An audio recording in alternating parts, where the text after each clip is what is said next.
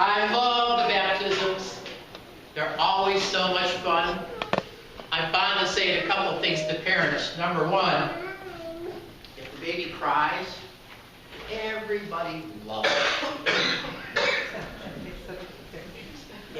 That baby can do no wrong. No wonder Jesus says, I take delight in. We're going to read from John's Gospel a little bit. Later in John's Gospel, Jesus talks about baptism. And the part the Gospel writer tells us about God's delight in us, the baptized. So I thought that was a wonderful place to start this morning. Because I think in the waters of baptism, we talk about what it's all about. Family gathers around. There's pride on the part of family and friends gathered, especially parents and grandparents and great-grandparents. But it's all about God coming to us. And I love this because I think it sets the theme for today's Gospel out of John. That God comes to us. We don't find God. God knows us, and later in the Gospel it says, and God knows us by name. He knows us even better than ourselves. And He chooses us. And He loves us. As we sit here today, on the one hand, we celebrate the baptism and the gift of God that comes to us in the sacraments of baptism and sacraments of communion. We also tomorrow celebrate Martin Luther King's birthday. And I remember reading back in a biography of his a while back, really an autobiography, a short writing about himself. And he talked about the fact that he feared people were seeing him as sort of a hero. And what he said is, I didn't want to be a hero, I'm just simply one of God's people trying to do God's work. And if his life is marked by anything, it's sort of curious to me. I wonder how you feel about this holiday we're celebrating, where we hold Martin Luther King up as sort of a hero and an example of faith, example of a leader in our country. But at the same time, he never worked alone. But he's always about forging relationships with the people in his community, with people he hadn't met, and reaching across. And he was always a big believer in saying, listen, the person I don't know I need to form a relationship with. I'm not in this alone. We are not alone in this. I think you're going to hear that theme out of the gospel I want to share in a little bit. Look who Jesus and how Jesus works. About to read you a text about the call, and he's gathering his disciples together. You and I remember the disciples that I think, much like Martin Luther King, we remember those as examples of faith. For some of us, they are heroes. They are bigger than life. And I'm not sure many times when we do artwork and the artists do those wonderful paintings, they have wonderful paintings of bold and strong men, and there you have colorful clothing. The hairstyle is perfect. But that's not the way it was. I think one of the things John does a wonderful job, as we read through his gospel, is John begins to tell us these were just ordinary people. And when you saw them in the marketplace, they didn't look any different than anybody else. You're walking through the mall, you're walking through the store, they didn't stand out. And as much as a hero as we've made out of them over the years, among each other and in their world, well, they were another person. That's who God calls. That's who we baptize into God's work. Is ordinary people. Just like you and me. And when we think about the growth of the church and all the work that the disciples did, they aren't so articulate, are they? In the gospel to lesson today, Philip just simply goes to his friend and says, come and see. It's not exactly a poem or a hymn or a great writing. He just says to his friend, come and see. Come along with me. As I read this gospel, I want you to keep those thoughts in mind for yourself. I think this is how God works. To this, you and I are baptized. To go out to our friends and neighbors. To share our faith.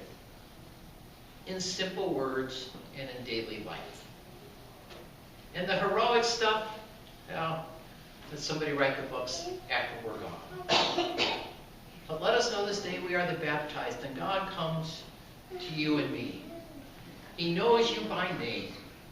And Jesus comes with all the gifts and blessings of God to be a part of your life each and every day. To be present with you.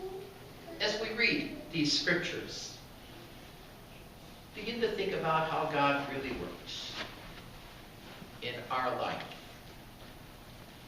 I thought about after reading the scripture, the other day I went home and I watched about an hour of news. And I heard about the wars overseas. I heard about the terrorism overseas and at home. I heard about the things going on in our state and our community. And had a phone call from someone who in our own family. There was strife and there was hurt and there was pain. And I thought, isn't it like biblical times? Isn't it strange that we struggle to learn the same lesson over and over again as God's people? So you take war, or you take violence of every kind, violence of any kind, be it among countries, be it among peoples, be it among races, be it among people in our own family. Violence never works.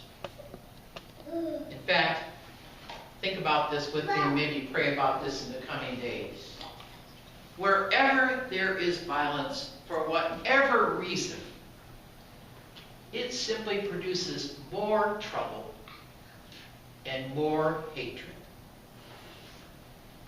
I shared in the first service a little bit more. But several years ago, I got to work in the prison system, and one of the things that was surprising to me in the prison system wasn't so much the violence and what it did to the prisoners, but what it did to the people and the staff who worked there. It's a violent environment. And people impose their will one on another. And you know that 15 years ago in the state of Illinois, the highest rate of domestic violence, alcoholism, and divorce was among the people who staffed the prisons. They could not leave that violence behind. It's nice to say you close the gate, you punch out, you go home, but they took that with them. I thought about that among the terrorists and the families that are more well known. And think about your own personal relationships. That violence destroys not only the victim and the intended, but the oppressor and the people around them. Is it any wonder that Jesus said, I come to bring peace that you might not know God's peace for yourself.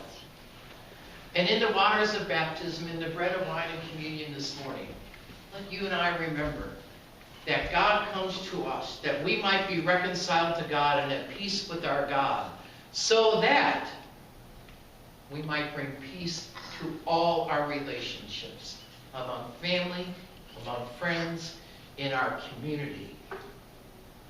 Maybe it's a good day to hear in John's Gospel that we are the people of God. And we're invited to have others who are so desperately looking for that loving God, that they might know that loving God through us and through our life. I want to read from the text. It follows on, for those that were here last Sunday, it follows on the other text from John. It comes at the end of his first chapter of his Gospel. The next day, Jesus decided to go to Galilee. He found Philip and said to him, follow me. Now Philip was from Bethsaida, the city of Andrew and Peter. Philip found Nathanael and said to him, we have found him about whom Moses in the law and also the prophets wrote, Jesus, son of Joseph from Nazareth. Nathanael said to him, can any good come out of Nazareth? Philip said to him, come and see. When Jesus saw Nathanael coming toward him, he said of him, Here is truly an Israelite in whom there is no deceit. Nathanael asked him, where did you get to know me? Jesus answered, I saw you under the fig tree, before Philip called you. Nathanael replied, Rabbi, you are the Son of God. You are the King of Israel. Jesus answered, do you believe because I told you that I saw you under the fig tree? You will see greater things than these. And then he said to him, very truly I tell you, you will see heaven opened and the angels of God ascending and descending upon the Son of Man. Here ends our gospel. May Jesus give you those same eyes to see God at work in your life and your world. To not only see the angels, but be the angels of peace to the people around you.